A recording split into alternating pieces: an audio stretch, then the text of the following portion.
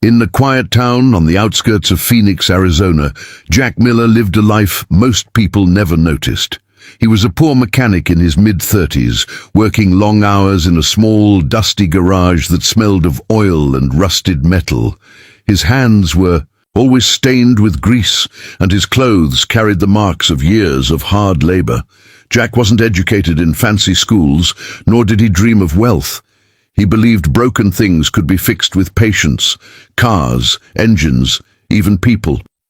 Every evening, he closed his garage late, counting a few wrinkled dollar bills and hoping they would be enough to survive another week. One unusually hot afternoon, a sleek black luxury car rolled into the town and suddenly stalled right in front of Jack's garage.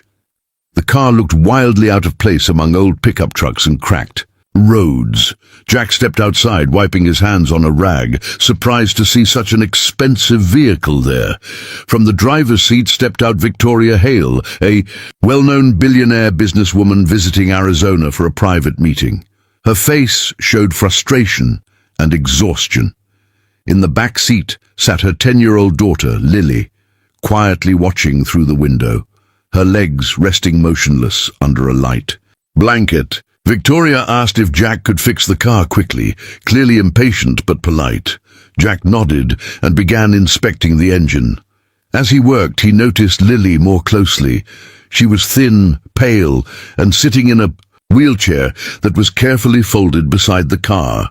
When Jack asked gently if she was tired, Lily smiled shyly, but said nothing. Victoria explained briefly that Lily had been disabled since birth and could not walk. She spoke in a practiced tone, as if she had explained it thousands of times before, each time feeling the same quiet pain underneath her controlled voice. Jack fixed the car within an hour, using spare parts and skill earned from years of struggle.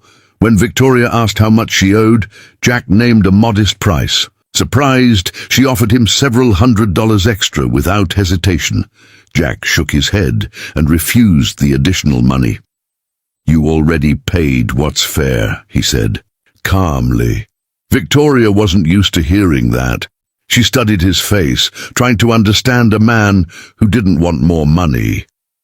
Lily watched the exchange closely, curiosity flickering in her eyes as if something about Jack felt different from the adults she usually met. As Victoria helped Lily out of the car and into her wheelchair, Jack noticed the leg braces attached to Lily's legs.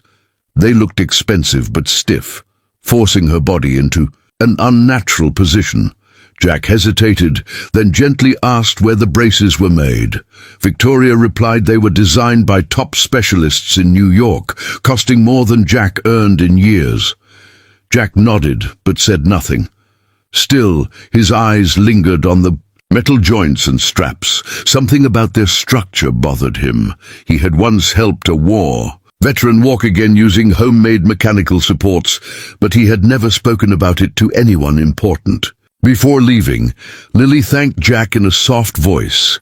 That simple moment stayed with him long after the luxury car disappeared down the road. That night, Jack couldn't sleep. He kept thinking about Lily's braces and how rigid they were.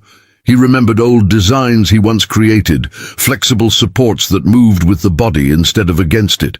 Jack knew he was poor, unknown, and unqualified in the eyes of wealthy doctors, but his heart told him Lily's condition deserved more than cold machines and expensive promises. The next morning, Victoria returned unexpectedly.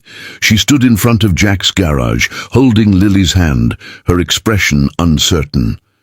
She admitted that Jack's refusal of money and gentle way with Lily had stayed on her mind. "Money hasn't fixed my daughter," she said honestly. "Doctors, hospitals, technology, nothing worked." Jack listened quietly. He didn't promise miracles. He only said he might be able to help improve Lily's braces and teach her small movements. Victoria hesitated, torn between fear and hope, but finally agreed to try. Jack began by observing Lily carefully, asking her simple questions, watching how her body reacted to movement. He didn't rush. He adjusted the braces slowly, loosening some parts, reinforcing others with handmade modifications.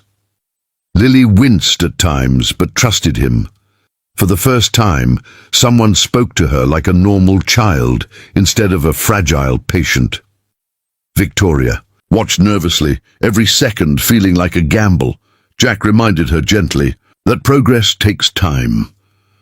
Walking starts in the mind, he said softly, before it ever reaches the legs. By the end of the day, Lily was exhausted, but something had changed.